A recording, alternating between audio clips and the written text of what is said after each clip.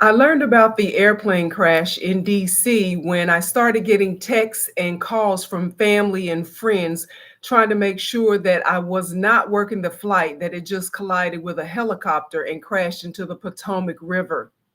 Most people know that I've been a flight attendant for more than 13 years. I have never had to use my my emergency training that I am prepared to use in the worst case scenario. But based on the latest reports, this flight crew aboard American Airlines Flight 5342 never had the chance to do anything because as they were landing, a military helicopter flew into the path of the airplane and collided with the aircraft, causing an explosion. My condolences go out to everyone who, of course, the family members who were affected by this tragedy. I'm Stephanie Rivers, and you're watching my journal. This is another reminder that, as prepared as we try to be, some things are not in our control. As good as we might be at our jobs, we must depend on others to be just as good at their jobs. In the commercial airline industry, we depend on TSA to screen everybody who plans to board the flight to prevent weapons and other potentially dangerous items from getting on board. We depend on ground crew to make sure nothing is transported that could cause a safety hazard. The captain and the first officer depend on us flight attendants to keep order in the cabin during the flight, and we depend on them to get us there safely. At the end of each flight, many pilots will say to us flight attendants, "Thanks for everything." And I always tell them in return, "Thanks for the main thing, a safe and uneventful flight." But it seems that in this case, the hardest part for me is to realize that even though you did everything right, at the end of the day, your fate was in somebody else's hands. In my 13 years as a flight attendant, I have flown with captains and first officers of both genders and various races and nationalities.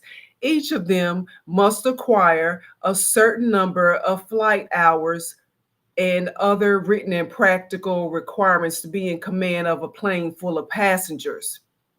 So when I hear Donald Trump blame this fatal aviation crash on the hiring of what he calls unqualified people due to DEI initiatives, I had to speak on it. And here's why.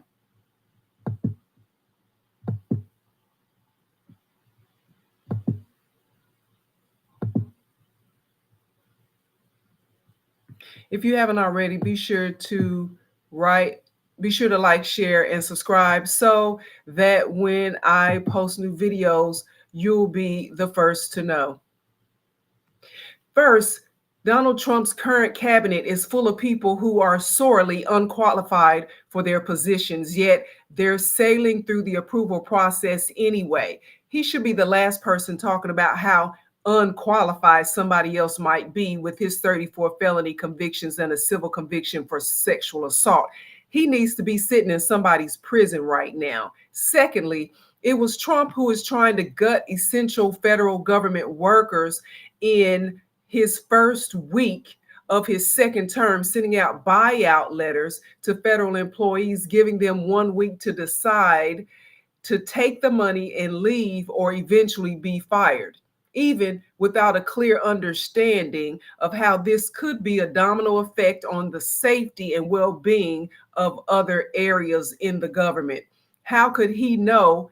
He's only been in office a few days. So you might be saying to yourself, well, he's done the research before he got in office, Steffanie. But I would say to you, just like that big, beautiful healthcare plan that he claimed that he had a couple of years ago, then he had to admit a few months ago that it was a concept of a plan. Got it. Most any flight deck knows that flying in and out of Washington Reagan airport can be extremely difficult because of all the air traffic in the area. I mean, you've got the Pentagon, you've got Andrews Air Force Base, you've got commercial airports like Reagan and Dulles, and of course, BWI is just up the street 50 miles away. Because of the overpopulated air traffic in that area, for years, Reagan Airport was in discussions to be shut down, but too many legislators and other bureaucrats wanted to keep it open because it's convenient to Capitol Hill and other federal buildings. Safety was pushed to the back seat. Add to that heavy air traffic that it was nighttime, which is reduced visibility, and this is what you get. Now, what Trump won't tell you is that 90% of all air traffic towers, air traffic control towers in the United States are understaffed. And that includes Washington Reagan. Now, that's according to the FAA and the ATC, Air Traffic Control Union. Understaffing is in the transportation industry started about 20 years ago for various reasons. Some of those included mass retirements and new prospects not being able to pass the entrance exams to fill those jobs. So yes, entrance exam requirements were lowered to get more recruits in the door, but that had nothing to do with DEI or affirmative action because standards to get in were lowered for everybody, and that includes white people. The problem with getting qualified people has nothing to do with DEI initiatives. It has everything to do with the declining quality of public education for American students, period. Who's in charge of education? The federal government and state governments. We see who's in charge of the Department of Education in the past few years. If you can buy your way in, then you get a position. Then that person spends their time taking public funds away from public schools to fund private and charter schools with that public money. Who's in charge of educating children in your state? That's what you should be asking. That's where you need to look for answers. Don't bring these failures to Black people's doorsteps because it's just not true. But I digress. Now, on the night of the DC plane crash, one air traffic control person was doing the work of two people. Typically, there should be one air traffic control person directing the military aircraft communication on one frequency, and there's a second air traffic control person directing the communication for the commercial air traffic on another frequency. So let's say commercial air traffic communication is on the FM band. And let's say military air traffic control communication is on the AM band, two different frequencies. But since they didn't have enough air traffic controllers working, one air traffic controller was directing air traffic for military and commercial airlines at the same time. Now, there should be two different people, but there was one person handling two different jobs because they're understaffed. I hope you're with me. As POTUS, Trump doesn't have to worry about this happening when Air Force One is in the air. And here's why. Because whenever Air Force One is getting ready to take off or getting ready to land at an airport, all other air traffic in the area has to cease. He doesn't have to worry about busy air traffic situations. Only we have to worry about that. And I know this is a fact because just a few days ago, I was working a flight out of Miami and we were scheduled to leave, let's say around 8 p.m. Our scheduled departure time. And because Air Force One was on the ground at Miami International Airport and was scheduled to take off soon, all the other flights had to cease. So the plane that we were supposed to take out They were able to land, but they had to stop where they were. Everybody was able to land, and then they have to stop. Everybody who wants to take off can't take off. So for about 2 hours, we had to hold our spots or hold operations at Miami International Airport because Air Force One was about to take off and do whatever or go wherever Trump was trying to go. Now, I thought, okay, he must be in town doing some presidential stuff. Come to find out that no, he was not there doing presidential stuff. He was there to golf. And then when he got finished golfing, now he's ready to go. And everybody has to wait in place for Air Force One to be on its way. And then we were able to take off. It took us about 2.5 hours or so before. So we were 2.5. So everybody was behind schedule by 2.5 hours. Now, this is the same Donald Trump who sends a letter telling federal employees to take a buyout that pays them through September with full pay and benefits. Now, I don't know if you've seen this letter yet, but I'll try to bring it up and so you can see it. And then I'm just going to show it to you briefly. But this is the letter that Donald Trump sent out to a number of people, well, all of the federal workers. Let's see if you can see that. That's just a part of it because I'm in mobile. I'm in doing mobile, so you can't really see it. But you can go to, I got this off of the NPR website. So you can look at this on the NPR website if you want to see more of it. But I'm going to read it to you since I have it here. So essentially it's saying the Trump administration is offering nearly all federal workers the opportunity to resign from their posts now and still retain full pay and benefits through September 30th. So essentially he sent this letter out to them telling them that between and he gave them only until like February 6th. So sometimes next week they have to decide whether they're going to take the buyout or risk being laid off / fired in the future. So that's what Donald Trump is saying. But here's the thing. One, who would do those jobs after these people leave? Two, where will this extra money go that's being collected by not having people working? Three, what are these federal government workers going to do for money after September if they take the buyout? Now, this is the same Donald Trump who also ordered conflicting statements.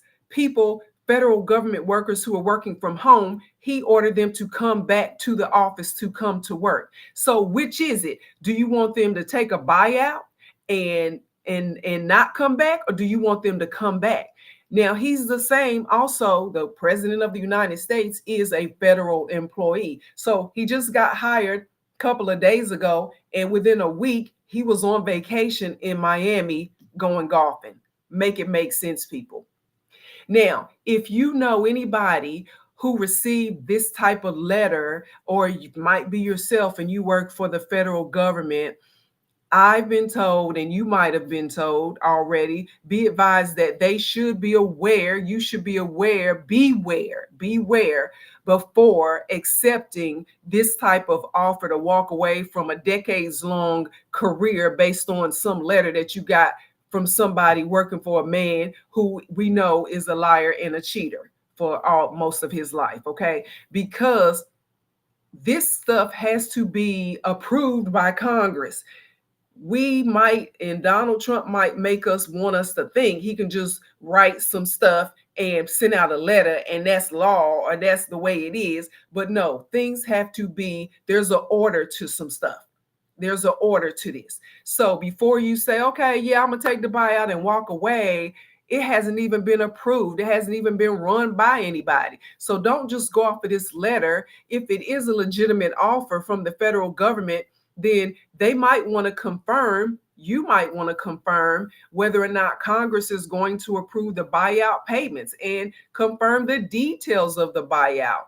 These are just some of the things that people should consider before you take you just accept a letter in the mail from, or an email from somebody telling you, oh, we're gonna buy you out and you get all your benefits and all the pay and then next thing you know, you're gonna be looking for some payments to be direct deposited, and you get nothing, and now you've already quit your job. So you might want to look into that. If you haven't already, be sure to like, share, and subscribe so that when I post new videos, you'll be the first to know. Now, speaking of conflicting messages, a friend of mine has a relative that works for one of the agencies that got the letter, and this letter talked to them about all the DEI programs that were no longer going to be supported, and that starting immediately, they were not going to be funding certain things that they attached to DEI, which is amazing how they now all of a sudden want to attach certain things to DEI that you would think, what does that have to do with DEI? So I'm going to try to show you this letter. If I can, let me see. I'm going to try to show you this letter. Let's see. Okay, I have it ready, and I'm going to share my screen. And again, because I'm in mobile mode, you might not be able to see all that the letter. Let me see if you can see it. Okay, so I'm going to try to move this letter over a little. And hopefully you can see the gist of it. Okay, so you see, these are all the things that they have included in this letter. And again, this is a letter from a friend of mine who has a family member who works at the department, the Defense Intelligence Agency. And so the letter is just talking about how the agency is working internally with the department to implement executive orders, which includes ending radical and wasteful government DEI programs. So they're calling the celebration of Martin Luther King Jr.'s birthday a radical and wasteful government program. They're calling Black History Month a radical and wasteful government program. They're calling Women's History Month Holocaust Day, Asian American Pacific Islander Heritage Month, Pride Day, Juneteenth, Women's Equity Day, National Hispanic Heritage Month, National Disability Employment Awareness Month, National American Heritage and Indian Heritage Month. They're calling these radical and wasteful government DEI programs. And they are saying, or the White House, they're saying an executive order is saying that these no longer will be funded by the federal government, and that includes, and so effective immediately until further notice, these special observances will no longer be made. And that is what we're looking at right now. So yeah, Donald Trump is trying to connect everything to wasteful DEI initiatives. So Laverne in Nashville says, like it's a bad word. Exactly. People need to define DEI. And so that's really what's going on, is that because they have attached DEI to a negative connotation, now they want to attach everything to DEI so they can say, oh, well, that's a negative thing and DEI is a negative so we ain't celebrating that. They're just trying to, that's what he does. He deflects away from the responsibility that he might have and everything that he is doing. He's deflecting to say it's somebody else's fault. So that's nothing new. The question is, I don't know why people didn't get that he was going to do what he's been doing, but I'm not even going to get into that. I just wanted to talk about this plane crash and how Donald Trump is blaming that on DEI. And so, having said that, we don't need permission to celebrate who we are as Black people in America.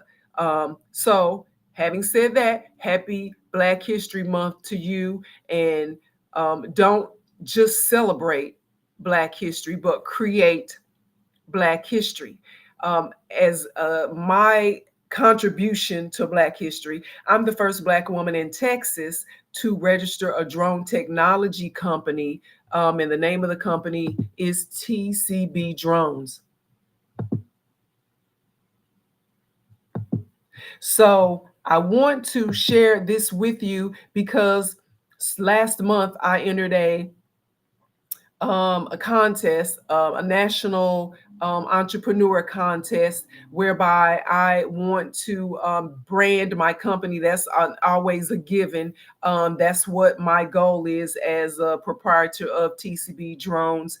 And I entered a contest, and that contest is called the Entrepreneur of Impact contest. And as the winner of that contest, which is going to be decided on the number of votes that I get, and you can go to that link that I just put up there and vote free every day throughout the remainder of the contest. There actually, it started out with, let's say, 100 people who were trying to get to the top 20, and I passed that top 20, and now we're in the second round where the top 15 people keep going, and then it's going to be the top 10 people, and then the top 5 people. So you can vote for me every day, free, using your Facebook account. Or if you don't want to use your Facebook account, there are other ways, but go to this link and you can find out more.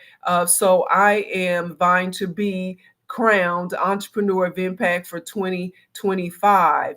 I have been one of the leading contenders in this competition since it started last month. So cast your vote for me and learn more about that competition. Again, you can vote every 24 hours.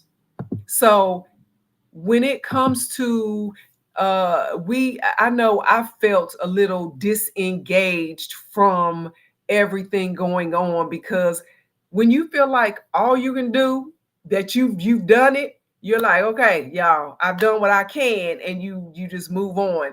But every once in a while, there's something that happens to bring me back, and this unfortunate fatal plane crash is one of those things, because when I am not building my business, TCB Drones, I'm in the air flying my W-2 job.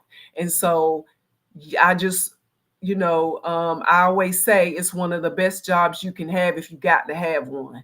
And so this is there's always a downside to it. And this is one of them.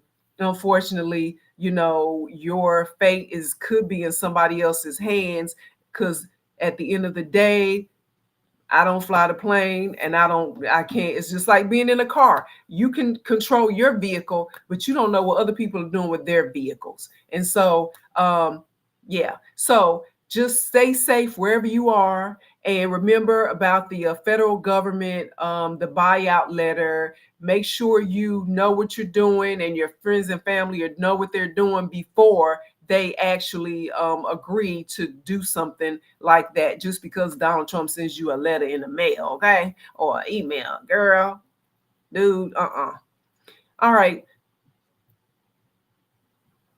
To find out more about the things that I care about, you can go to the written version of my journal. It's at eurweb.com.